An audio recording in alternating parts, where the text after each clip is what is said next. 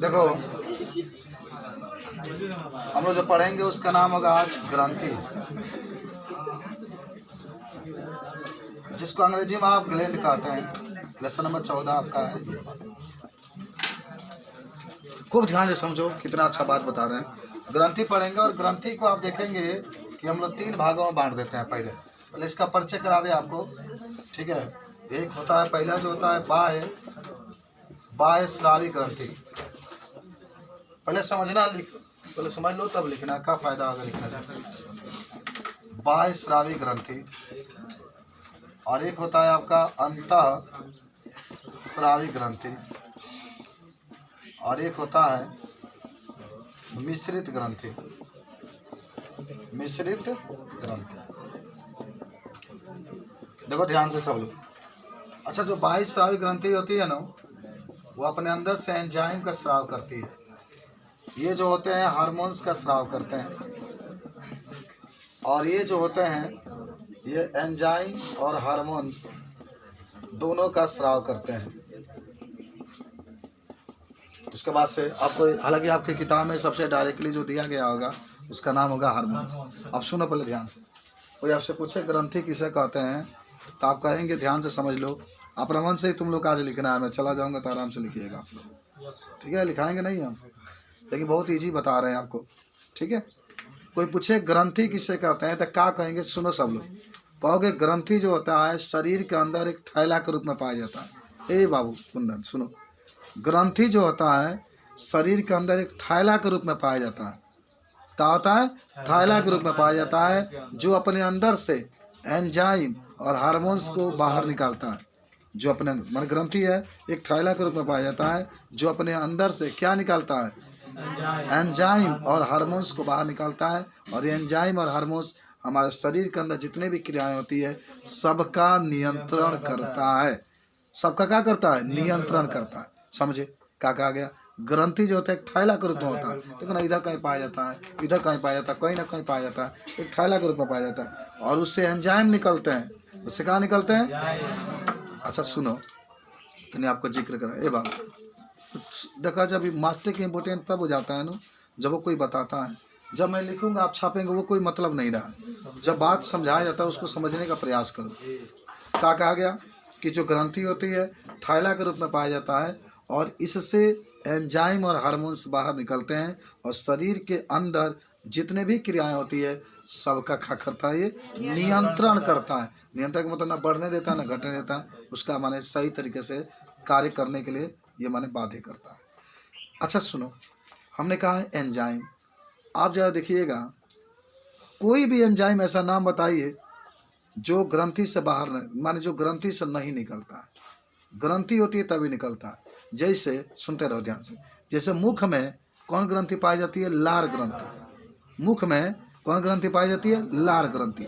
उससे कौन सा एंजाइम निकलता है? टाइलिन। कौन सा? टाइलिन। आमाशय पर आओ, आमाशय में कौन ग्रंथि पाई जाती है? आमाशय में कौन ग्रंथि पाई जाती है?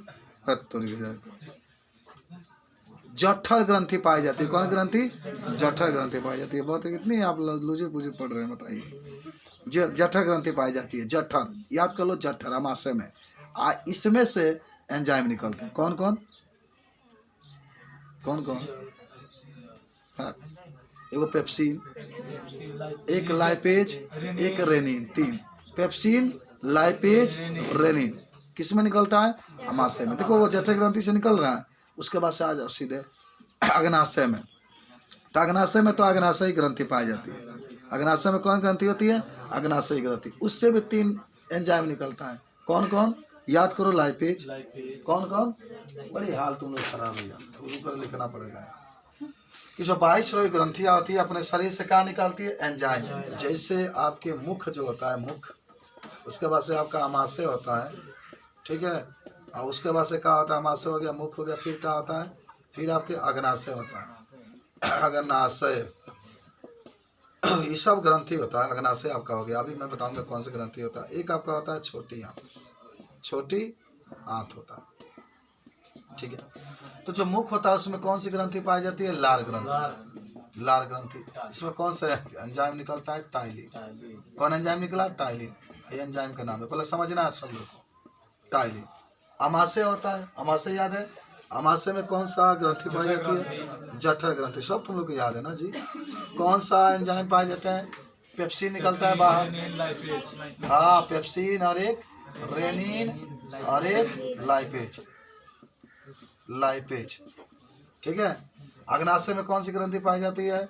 अग्नाशयिक, अग्नाशयिक ग्रंथि पाई जाती है, अग्नाशयिक ग्रंथि पाई जाती है।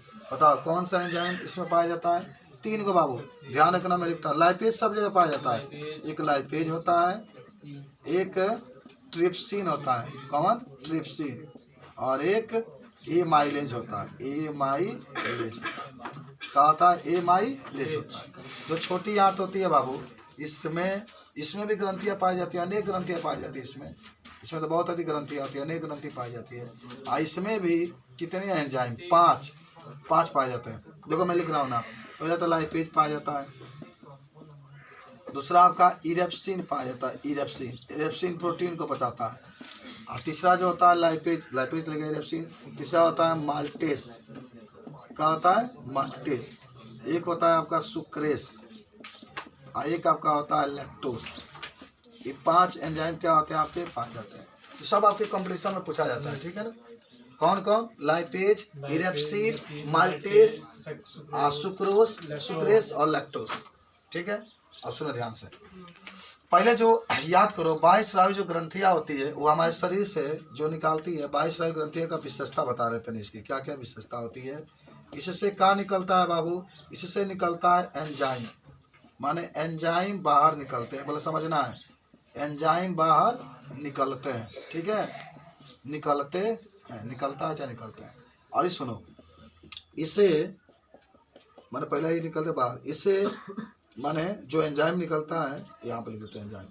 एंजाइम को एक स्थान से दूसरे स्थान पर जाने के लिए नली की आवश्यकता होती है। जाने के लिए माने नली की आवश्यकता होती है। किसकी आवश्यकता होती है? नली की आवश्यकता होती है। ये भी ध्यान रखना है। ठीक है। अच्छा, तीसरा ही होता है बाबू कि एंजाइम जो होते हैं, लिख लेना कि एंजाइम जो होते हैं रक्त को स्पर्श नहीं करते हैं। रक्त को स्पर्श नहीं करते हैं। आप पहले समझे, कुछ समझो। देखो बायोलॉजी एक ऐसा विषय है ना, इसमें समझना बहुत बड़ी बात होती है। हमको देखो समझे तभी तो आपके सामने लिख रहे हैं बिना कापी किताब। नोट से पढ़ाना बहुत आसान होता है बाबू, देख कर कोई बोल देगा, लेकिन जानकारी रख करके बोलना बड़ी ही मुश्किल चीज़ होती है। तो सुनो क्या कहा गया? ग्रंथि क्या होती है? ग्रंथि एक थैला के रूप में होती है, शरीर के अंदर पाई जाती है। हाँ, जिससे एंजाइम और हार्मोन्स क्या होते हैं? बाहर निकलते हैं। एक और बात आपने क्या देखा कि जो एंजाइम निकलते हैं किससे निकलते हैं? बाह्य स्राव ग्रंथि से निकलते हैं। तो इसकी विशेषता होती है कि एंजाइम बाहर निकलते हैं और एंजाइम को एक स्थान से दूसरे स्थान पर। अब आपसे कोई प्रश्न ये पूछेगा, बताओ कि निम्नलिखित में कौन ऐसे हैं जो माने एंजाइम को बाहर निकालते हैं? बाह्य स्रावी ग्रंथि कि अंतःस्रावी ग्रंथि? तो क्या कहेंगे? बाह्य स्रावी ग्रंथि। और सुन लो, एंजाइम को एक स्थान से दूसरे स्थान पर जाने के लिए नली की आवश्यकता होती है। माने विशेष प्रकार की नली होती है, उसी के द्वारा जाती है। इसलिए जाती है क्योंकि जो एंजाइम होते हैं वो रक्त से स्पर्श नहीं करते हैं। अब भाई नली होगा तभी तो नली के अंदर से गुजरेगी, नहीं तो नली नहीं तो पूरा तो ब्लड है शरीर में, ब्लड से स्पर्श कर लेगा। तो ये बात जरूर याद रखना कि इसमें नली पाई जाती है बाह्य स्रावी ग्रंथियाँ में। अब एक बात होता है आपका, देखो ध्यान से, अब अंतःस्रावी ग्रंथि की बात हम लोग करेंगे। किसकी?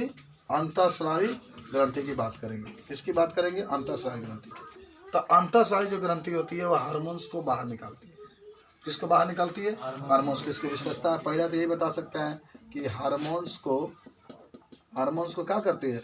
बाहर निकालती है। बाहर निकालती है। सबको याद होगा क्या? बाहर निकालती है। क्या निकालती है? हार्मोन्स। दूसरा बात सुनो, देखो बायोलॉजी में भी ये काम करेगा आपके लिए, केमिस्ट्री में तो काम करेगा ही। दूसरा क्या होता है कि ये रक्त के द्वारा एक स्थान से दूसरा, रक्त में भी एक हार्मोन्स पाया जाता है, उसका नाम याद है? रक्त में भी एक हार्मोन्स पाया जाता है, उसका नाम याद है? उसका नाम है बाबू हीमोग्लोबिन। हीमोग्लोबिन पढ़ के तो आ रहे हैं आप लोग। वो भी तो एक प्रकार के क्या हार्मोन से है, प्रोटीन से मिलकर के बना होता है। तो जो बात होती है ना, हार्मोन्स को बाहर माने बाहर निकलती है, और हार्मोन्स एकदम याद रखेगा, हार्मोन्स एक स्थान से दूसरे स्थान पर किसके द्वारा जाते हैं? एक स्थान से दूसरा स्थान पर किसके द्वारा जाते हैं? रक्त के द्वारा जाते हैं, रक्त के द्वारा जाते हैं। ठीक है। अच्छा, तीसरा इसमें लिख सकते हैं कि इसमें किसी प्रकार की नली की आवश्यकता नहीं होती है। किसी प्रकार की नली की आवश्यकता नहीं होती। क्यों नहीं होती है? क्योंकि मान लीजिए कि इसकी तो जरूरतें नहीं है ना, इसको तो मान लो ब्लड में जब मिल गया है तो क्या जरूरत है नली की आवश्यकता को? उसमें नली की आवश्यकता इसलिए थी क्योंकि वो ब्लड में क्या आ रहा था, टच नहीं करना चाहिए उसको। बात समझ रहे हो? अच्छा, इसको उदाहरण में क्या हो सकता है?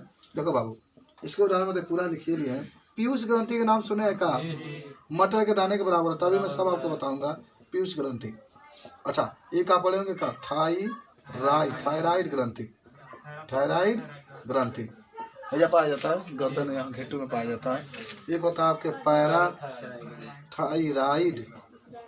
ग्रंथि। ठीक है, समझ गए होंगे इसके बारे में। हाँ, मिश्रित ग्रंथि एक लिखा गया है। ठीक है ना, मिश्रित ग्रंथि। तो मिश्रित वो होता है ना जो सुन लो ध्यान से, जो क्या होता है आपके शरीर में हार्मोन्स भी निकालता है, एंजाइम भी निकालता है। हार्मोन्स भी निकालता है और क्या होता है एंजाइम। मिश्रित का मतलब दोनों की क्वालिटी उसके अंदर पाई जाती है। बाह्यस्रावी ग्रंथियाँ क्या होती है? बाह्यस्रावी ग्रंथियाँ केवल एंजाइम निकालती है। अंतःस्रावी ग्रंथियाँ क्या निकालती है? हार्मोन्स निकालती है। लेकिन जो मिश्रित ग्रंथियाँ होती है वो हार्मोन्स और एंजाइम दोनों निकालती है। प्रूफ करके मैं दिखा रहा हूँ। इसका उदाहरण होगा, बताओ क्या? सोच के बताओ, क्या उदाहरण में लिख सकते हैं इसके उदाहरण में क्या लिख सकते हैं? बताओ, इसको उदाहरण में क्या लिख सकते हैं? अग्नाशय। अरे नहीं मालूम है बच्चा को, क्या करेगा बेचारा? इज्जत बचाने के लिए कुछ तो करना पड़ेगा। अग्नाशय ग्रंथि। ठीक है, अग्नाशय ग्रंथि तुमको जाना इतने बड़े कंपटीशन में, और भाई देख ही रहे। अग्नाशय ग्रंथि। हाँ तो सुन लो, देखो मेरी बातें तीखा जरूर लग रही है बाबू, लेकिन फीका नहीं लग रही है। अगर आगे आपको पढ़ाई करनी है तो बताइए कब तक आदमी ऐसे बताता रहेगा? समझ रहे बात को? आपके पास जब तक नॉलेज नहीं होगा ना तब तक कैसे सफलता मिल सकती है? वो तो नॉलेज हमारे पास है। चलिए, अग्नाशय ग्रंथि है। प्रूफ करके दिखाना है कि क्या सर आपने जो अग्नाशय ग्रंथि बताया है, क्या ये मिश्रित ग्रंथि है? क्या ये हार्मोन्स और एंजाइम दोनों का स्राव करती है? तो एकदम है, हम बताते हैं आपको। आपको याद होगा कि हार्मोन्स के रूप में क्या निकलता है? कुछ बताएगा? कोई बताएगा अग्नाशय से कौन सा हार्मोन्स निकलता है? पढ़ करके आए हुए हैं आप? नहीं मालूम? नहीं, हम हार्मोन्स की बात, अग्नाशय हार्मोन्स हो जाएगा। तो इससे जो हार्मोन्स निकलता है उसका नाम होगा इंसुलिन। इसका नाम क्या होता है? इंसुलिन। छोटा सा था भाई। इंसुलिन एक हार्मोन्स होता है जिससे कमी के कारण मधुमेह रोग होता है आपको। तो जो अग्नाशय ग्रंथि होता है, अब खुद आप लिखिएगा अपने मन से कि अग्नाशय जो ग्रंथि होता है ये हार्मोन्स भी निकालता है। कौन ग्रंथि? मिश्रित ग्रंथि में अग्नाशय हार्मोन्स भी निकालता है। हार्मोन्स में कौन हार्मोन्स? हाँ, इंसुलिन। इससे कमी से कौन सा रोग होता है? मधुमेह रोग हो जाता है। चलो ठीक है, इंसुलिन आपका होगा। ठीक है। अच्छा, आप तो आप बात करेंगे सर ग्रंथि के रूप में कैसे है, कैसे एंजाइम निकलता है? ये बाबू तो एंजाइम भी निकलता है। देखो आपको लिखा गया यहाँ अग्नाशय, देखो कौन कितने? लाइपेज, ट्रिप्सिन और एमाइलेज। तो 3 एंजाइम निकलता है इसमें। कौन कौन? लाइपेज, ट्रिप्सिन और क्या होता है? एमाइलेज। एमाइलेज। चलिए, तो ये तो बात रहा किसकी? मिश्रित ग्रंथि के बारे में। कुछ समझिए, बताओ आप लोग। ग्रंथि क्या होती है? ग्रंथि थैला के रूप में पाई जाती है। माने ग्रंथि कोई पूछेगा कि यह शरीर के अंदर थैला के रूप में पाई जाती है। थैला के रूप में पाई जाती है।